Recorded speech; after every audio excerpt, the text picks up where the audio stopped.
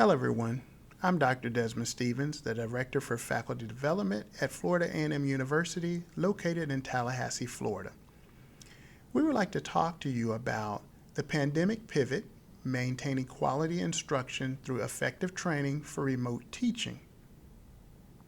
I'd first like to introduce the team members who work with me on this project, which included Dr. Janine Boston, our Associate Provost for Faculty Affairs and Academic Initiatives, Dr. Lewis Johnson, our Associate Provost for Student Success, Dr. Franzetta Fitz, Director of the Office of Instructional Technology, Ms. Deidre Williams, Faculty Development Coordinator for our Teaching and Learning Center, and Dr. Maurice Eddington, our Provost and Vice President for Academic Affairs.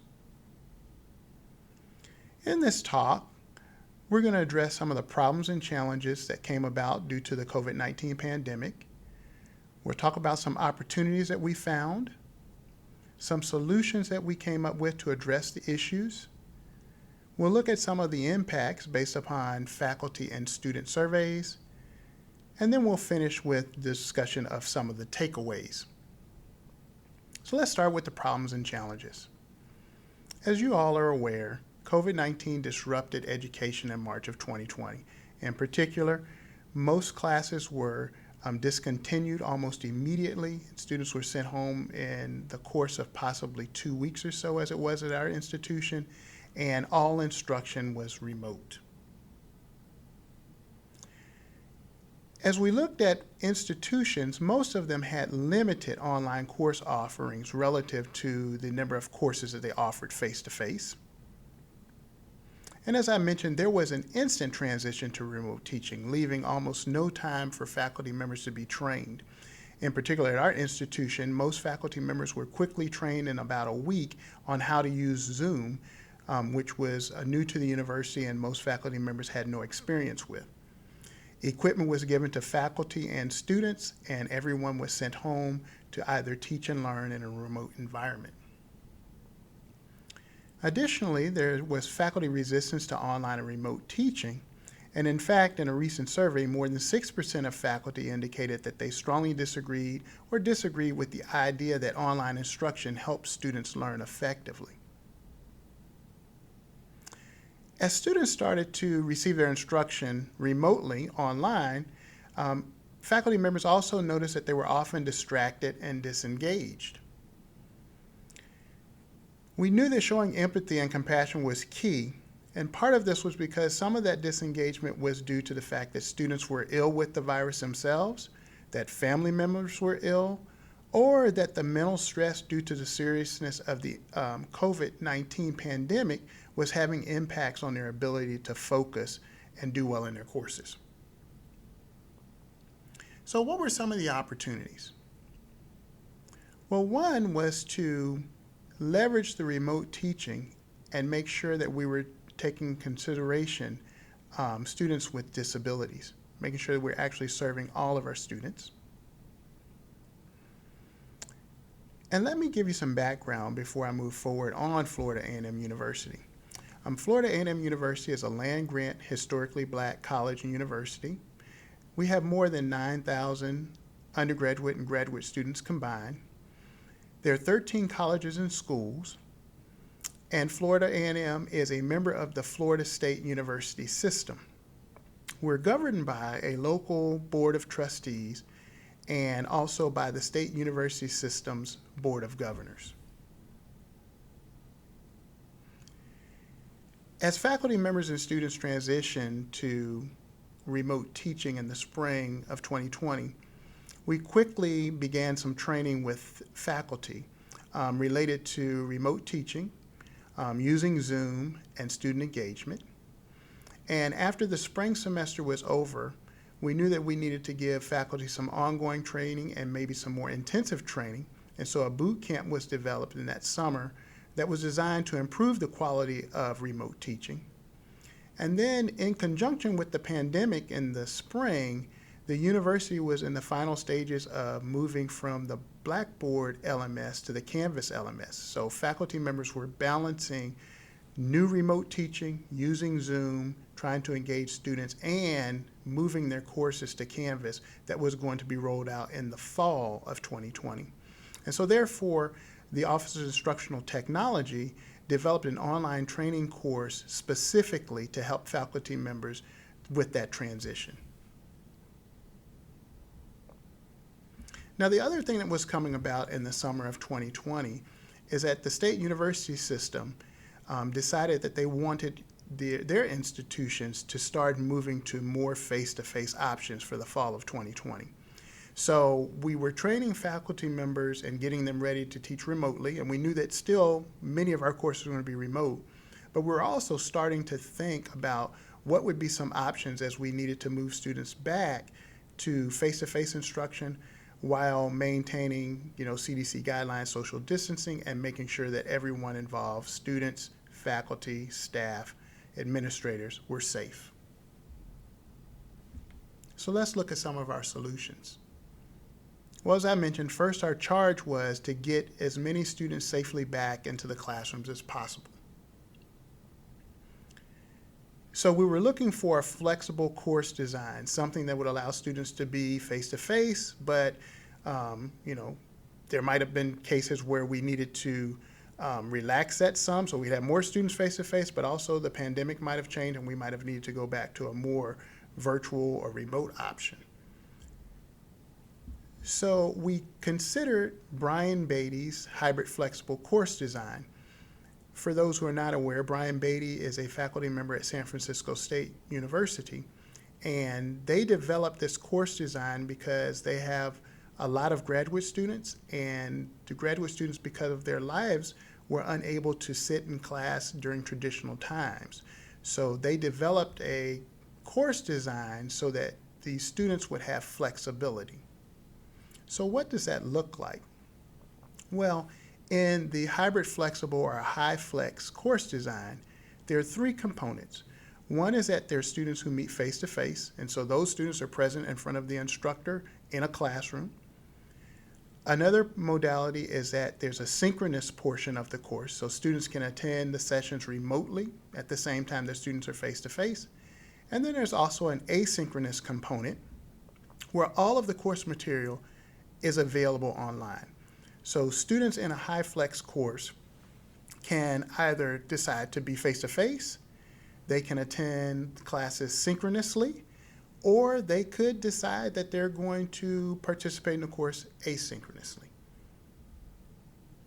The key to this high flex model is that students choose the modality that best fits their needs. So a student could, for example, decide that on one day they're going to attend the class face-to-face, the next day they're going to attend the class synchronously, remote, or they're going to attend and do the work asynchronously.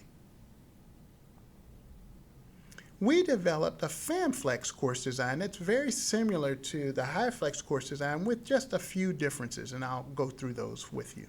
So of course we have a face-to-face option where students are present in the classroom following the CDC guidelines. So all of our classrooms, as many of you all, have spots where students can sit, and then there are big X's or signs indicating that students cannot sit in other places so that they maintain the distancing. And so up to that distancing requirement, we are able to allow students to come back to class. But at the same time, we're offering our courses remotely via Zoom. So some students may come to class, some students may attend remote and synchronously using Zoom. And then we have a quasi-asynchronous portion to the courses where critical course information and assignments are available on our Canvas LMS. And this is partly because we were doing this and thinking about doing this in the course of a semester. And as I mentioned before, many courses at institutions, and ours is no different, are not already asynchronous online courses. So we did not want to add the added burden on faculty to develop asynchronous courses at the same time that we're trying to navigate all of the other challenges they were being faced with. And of course, because of the virus, the difference that we had is that our FamFlex allows faculty to control the modality, not students. And that's partly because we couldn't have all the students, for example, deciding on a particular day they wanted to attend class because there were social distancing criteria from our CDC. And so many faculty members develop some sort of sign up so that students who wanted to attend class could sign up, and that could be rotated so any students who wanted to attend would have an opportunity to, but the faculty members were going to have to control who was able to come and who was not.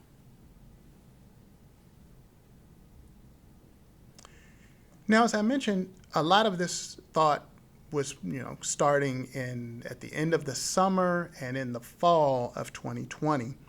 And we knew that because of students wanting to get back and because of what our state wanted to do, that we needed to come up with something that was going to get many more students, or at least provide the opportunity for many more students to attend course face-to-face no later than spring of 2021.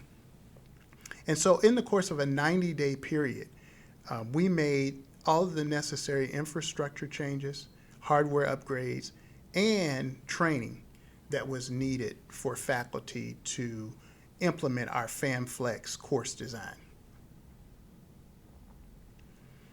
And so this was done in partnership with Academic Affairs, who provided funding and oversight, and then our Information Technology Services and Office of Instructional Technology, along with the Teaching and Learning Center. And so if you think about some of the responsibilities, our ITS, our Information Technology, was coordinating infrastructural upgrades and equipment purchases along with hardware installation. OIT, our Office of Instructional Technology, was coordinating hardware and software installation along with providing training on using this new technology.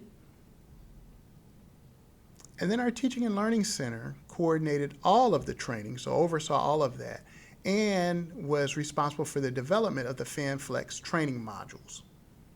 And these training modules were going to be offered 2 times before faculty came back in the spring, once at the end of the fall semester in early December, and then again offered in the beginning of January, immediately prior to the start of the spring semester.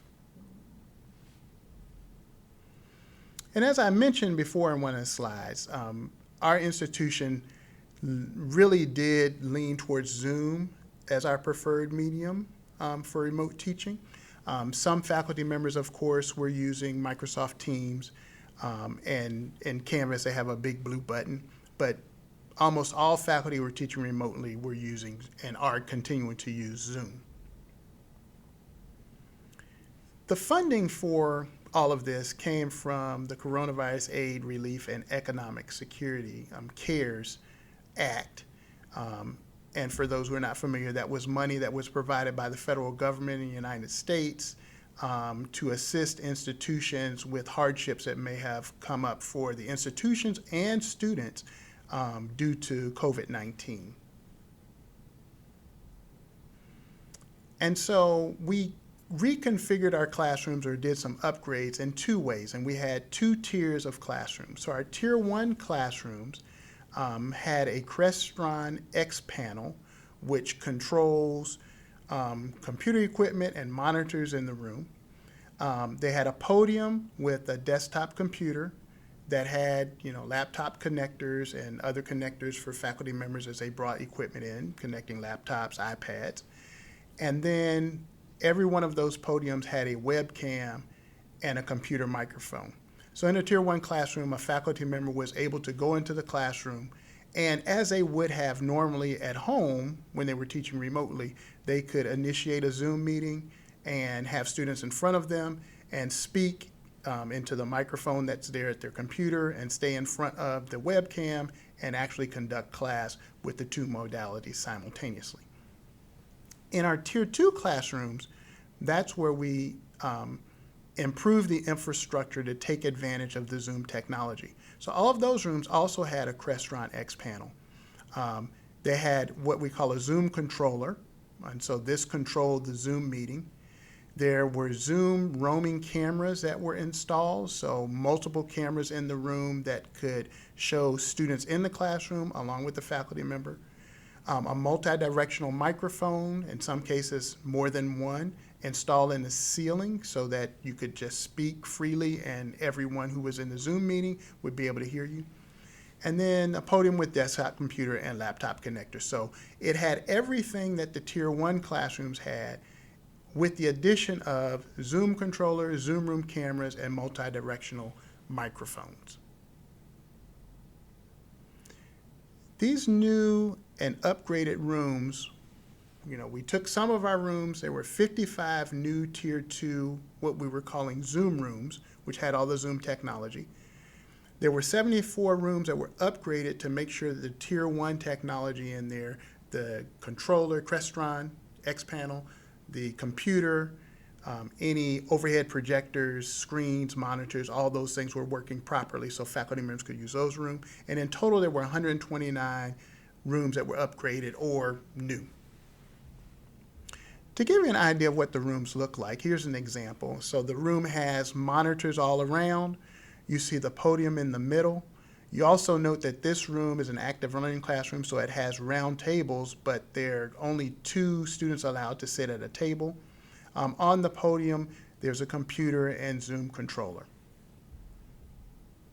To kind of zoom in on that, you see that the computer has up is the X panel, so that panel controls where all the video feeds go, audio feeds, all those other things, so a faculty member can control that. Then there's a Zoom controller, which is just an iPad that has specific software on it, and that Zoom controller allows the faculty member to join any Zoom meeting they want to from the room, meaning that the cameras in the room, the microphones in the room, all join a Zoom meeting. In the ceiling, the room has 2 mounted roaming cameras. The faculty member can use that Zoom controller and point those cameras anywhere they want to. That means they could, point to the students, and one camera can always be on them. And then in the ceiling, there's a multi-directional microphone. In that room, during a Zoom meeting, you can speak in a normal tone. Everyone in the Zoom meeting can hear you and can hear any of the students who are talking in the classroom. So what were some of the impacts and how did we go about this? So I'll go into a little bit about the Zoom training. So we had 2 tracks of training. The first track was pedagogy. And in that pedagogy training, we talked about setting the rooms up and managing the technology and the students. We talked about student engagement. We talked about how do you convert face-to-face activities into remote. We discussed best practices for remote assessment. One of the issues that faculty were having is the question of students cheating or whether or not there was integrity around traditional testing and quizzing. And so what types of assessments could be developed that could make sure that students were meeting the objectives of the course, but they were not traditional tests. And then converting course material to an asynchronous format. So as you saw, that the third tier of the FAMFLEX is that there needs to be some of the most critical materials online to mitigate students having to miss class due to illness or other things that might come up, that they can stay on track. The second track was a technology track. And of course, as you can imagine, with all of the new technology, there was going to need to be some very specific training around that so that we could get faculty members ready. Because remembering, this was a 90-day process that we were installing infrastructure, hardware, software into the classrooms, getting them completed, and then having to turn around and get faculty in those rooms so they could be trained on the utilization of that new technology. So we had on the technology side of the training, Zoom Essentials, where we took faculty all the way from the beginning through some of the more elaborate possibilities that you could have with Zoom. We had Tier 1 classroom operations, so making sure that faculty could use all the equipment in a Tier 1 classroom, and similarly the same thing for Tier 2.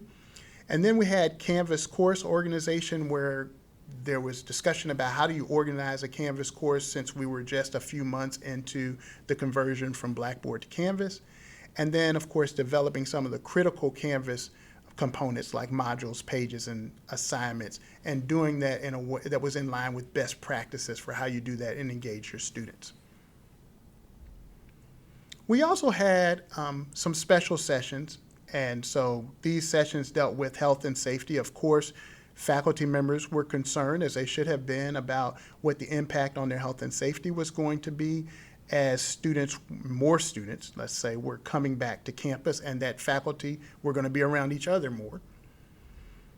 And then we made sure that in all of our sessions, we focus on accommodating students with disabilities. This was a big concern for the institution, making sure that we were addressing the needs of all our students, even if we were going to be virtual, even if we were going to be somewhat hybrid, making sure that we were considering how we were going to deal with any issues that might come up for those students. 209 of the 500 faculty members attended one of those FamFlex trainings. As I mentioned to you, there was one at the end of December, and then there was another one at the beginning of January to make sure that faculty members had the opportunity to get trained if needed. So as we look at some of the feedback from faculty who attended one of the two FamFlex training sessions, we found that more than 95% found the training to be very good or excellent. So we were hopefully meeting the needs of faculty and that we had enough training modules that we could cover what they needed.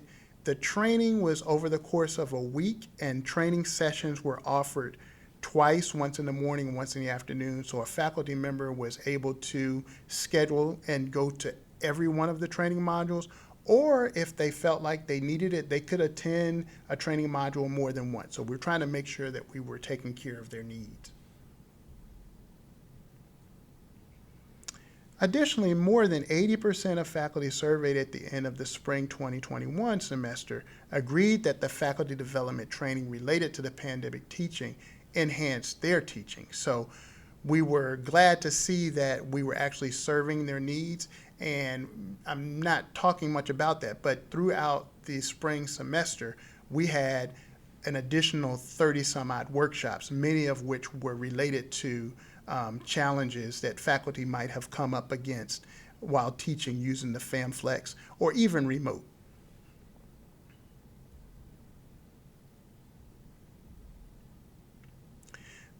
"45% of students improved their perseverance or resilience." So we asked the faculty members in the survey to select all of these different attributes that they thought that students had improved on. So punctuality, perseverance, ingenuity, compliance, teamwork, resilience, and then there was even a category for other.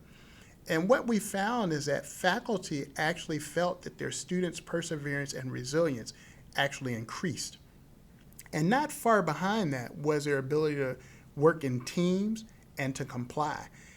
And in some sense, that makes a little bit of sense because students were having to attend classes remotely with COVID, so they had to be resilient, they had to persevere. But they also seem to have been figuring out that working together was a good thing, and that complying with the faculty member was also important because with everything being online, it's easy to get behind if you're not following instructions. So it seems that they were building some attributes that will help them as we get out of COVID and go back to something that's more normal.